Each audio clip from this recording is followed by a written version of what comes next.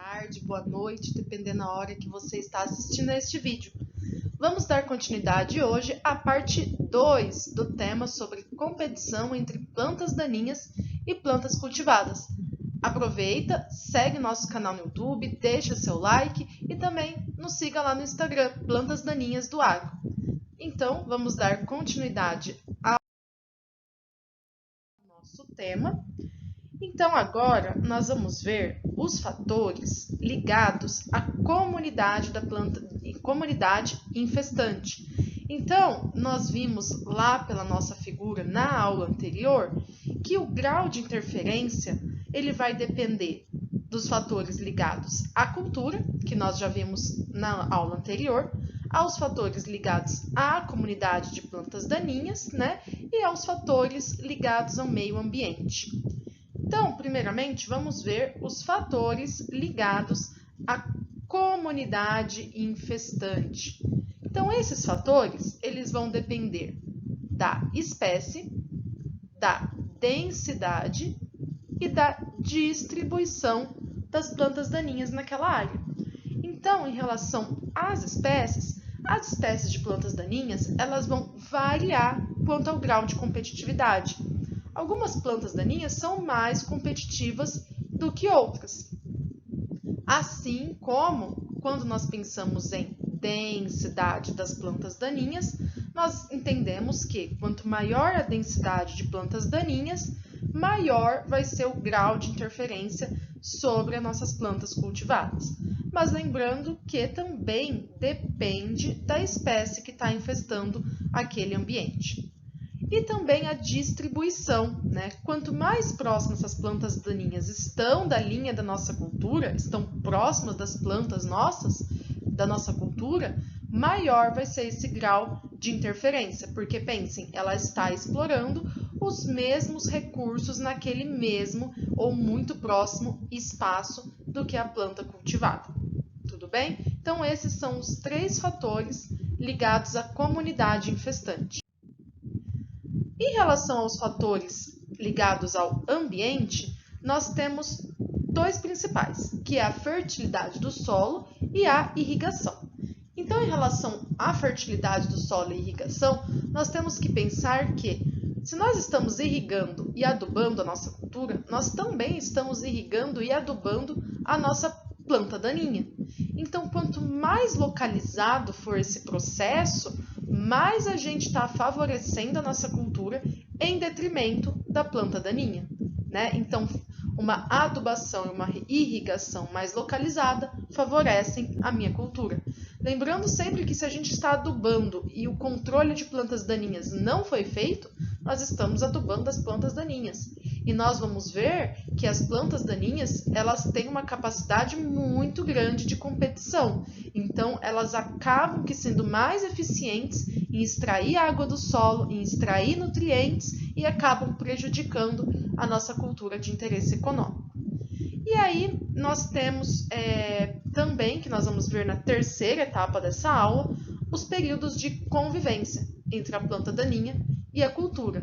Então, qual é a época do ciclo da minha cultura que está ocorrendo a competição? Qual é a duração desse período? É desde o início? É lá no final? É no período do meio? Então, na próxima aula, nós vamos ver essa época, então, quando que pode ocorrer e qual a duração desses períodos de competição dentro de plantas daninhas. Bom, dando continuidade, vamos entender agora quais são os fatores, né, que são passíveis de competição entre as plantas daninhas e as plantas cultivadas. Então, as plantas daninhas competem aí, essencialmente por água, por luz e nutrientes, principalmente, que é o que nós vamos ver nessa etapa dessa aula. Então, quando nós pensamos em água, uma planta que ela explora melhor o volume do solo, consegue ter um sistema radicular mais profundo, ou um sistema radicular que explore melhor esse volume de solo, ela tem uma capacidade muito maior de absorver tanto água quanto nutrientes do que em relação a uma espécie que ocupa muito menos esse volume de solo. E, no geral, as plantas daninhas elas ocupam o solo numa velocidade muito mais rápida e ocupam um maior volume de solo do que a nossa planta cultivada. Também entramos no fato da capacidade de remover água do solo. E aí nós entramos um pouco em metabolismo. Então, no geral, plantas de metabolismo C4, temos que lembrar lá da fisiologia, são plantas mais eficientes no uso da água, no uso dos nutrientes, do que as plantas C3. Tudo bem? Então, vamos lá. Continuando, esse trabalho é o mesmo do slide anterior e mostra que a eficiência no uso da água ela pode variar de acordo com o estágio fenológico. Então, observe onde nós temos aqui o picão preto, o Bidens pilosa e todas as outras espécies aqui, ó, mais perto aqui, né, do potencial de água no solo, com potencial de água menor do solo. Então, a gente consegue observar aqui, ó, né, o Bidens pilosa, o picão preto, né, bem diferente aí em relação às demais plantas quando é a extração de água por essa planta do solo, entrando aí num ponto de murcha permanente, dependendo do estágio aqui em que se encontra. São valores bem discrepantes. Bom, continua. Mas como que é medido essa capacidade dessa planta extrair água do solo? Um dos principais fatores que vê isso é o coeficiente transpiratório. Então, ele vai relacionar quanto de água foi transpirada por aquela planta e quanto ela produziu de biomassa.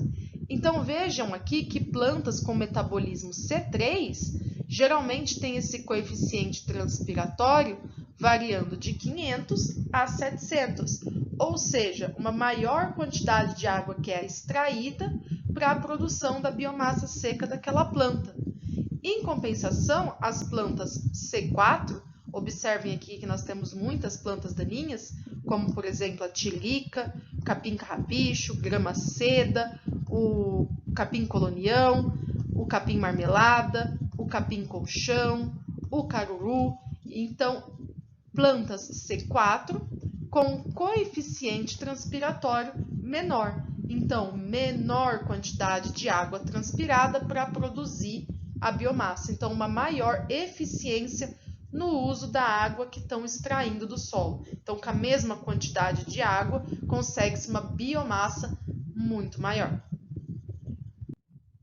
Bom, depois da água, o nosso outro fator aí que ele é permissível de ser um fator de competição entre as daninhas e as plantas cultivadas é a luz. E aí, né, dentre os fatores que vão influenciar, nós temos a espécie, então se é uma espécie que se desenvolve melhor na sombra, uma espécie umbrófila, ou uma espécie heliófita, uma espécie que se desenvolve melhor no sol, mas nós também entramos no metabolismo dessas plantas. Então, na rota dela, se ela é metabolismo C3, C4 ou metabolismo CAM. Então, no geral, como nós vimos, plantas C4 são sempre mais eficientes do que as plantas C3 em utilizar água, em utilizar radiação solar. Entretanto, pessoal, nós vamos conseguir ver que nem sempre isso acontece, depende das condições em que essas plantas estão, né, vivendo. No geral, as C4 são mais eficientes, mas nós também temos que ver em qual ambiente aquela planta ela está inserida. E aí, dependendo do ambiente, uma planta C3 ela pode ser muito mais eficiente do que uma planta C4. E, ó, nesse próximo exemplo, nós podemos ver, nós temos duas plantas cultivadas, então nós temos aqui a soja e o feijão, e aqui nós temos as plantas daninhas, então o leiteiro, o picão preto e o carrapicho beiço de boi. E aqui eles mostram a eficiência no uso da radiação solar. Então, se nós olharmos o quanto de energia que é necessário aqui, ó, para a cultura em comparação com as plantas daninhas, nós vemos que as plantas daninhas elas precisam de uma menor, nesse caso, quantidade de radiação solar, né, para transformar em energia química. Então, isso nós dissemos que essas plantas daninhas, elas são mais eficientes, né? Elas têm uma eficiência maior em transformar a radiação solar em radiação química para usar no metabolismo delas. Aqui, ó, nós conseguimos ver, por exemplo, uma diferença, que nem eu falei, que depende do ambiente em que essas plantas estão se desenvolvendo. Então, essa espécie de planta daninha aqui, ó, nós podemos ver que a área foliar dela, a altura, o número de capítulos e o número de folhas, ele é maior sempre quando essa planta se desenvolve, ó, essa aqui são as curvas das bolinhas vazias, em ambiente com uma baixa radiação solar. Então, nós podemos ver que essa planta daninha, ela é mais eficiente quando ela está num ambiente sombreado. Então, ela se torna muito mais competitiva do que uma planta daninha que precisa de muita radiação solar. Então, ela consegue, com um pouco de radiação solar que chega nela, ser mais eficiente do que outras espécies. E aí produzir muito mais área foliar, ter uma altura maior, ter um número de folhas bem maior do que uma planta daninha que precisa de muito mais radiação solar e que está vivendo ali no mesmo ambiente do que ela. Já agora, pessoal, em relação aos nutrientes, que é o nosso último fator aí de competição, eu trouxe esse trabalho também que mostra o acúmulo da massa seca de plantas de milho em relação a plantas de corda de viola. Então, aqui ó, nós podemos ver, ó, aqui nós temos a massa seca, então observem a massa seca produzida pela planta de milho e a massa seca produzida pela planta de corda de viola, muito superior à da planta de milho. Olha a quantidade de nitrogênio que essa corda de viola extraiu do solo em comparação com o milho. A quantidade de fósforo que a corda de viola extraiu, de potássio, de cálcio, de magnésio e de enxofre.